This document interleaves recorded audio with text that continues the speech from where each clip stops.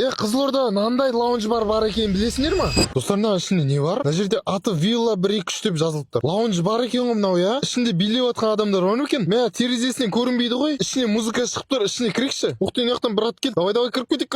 Өтірік кіріп кеткен зғор ескі. Мына жерде Villa 1-2-3 деп жазылып тұр.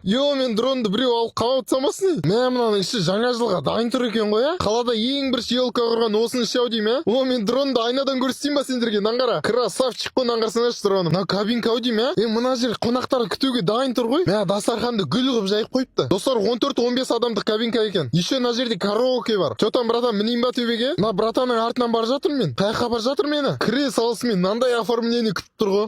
Мына жерде таныс болды қарасай. Қызылорда мынандай лаунж бар екенін білесіңдер ма? Енді оформлениеге ақша аямапты вообще. Жаңа жылға мына жер сақадай сай болып дайын отыр екен. Осы видеоны көріп отырсаңдар, смело келе беріңдер. Мына жерде тағы бір кабинка бар екен. Сонда мені ешкім қумай ма?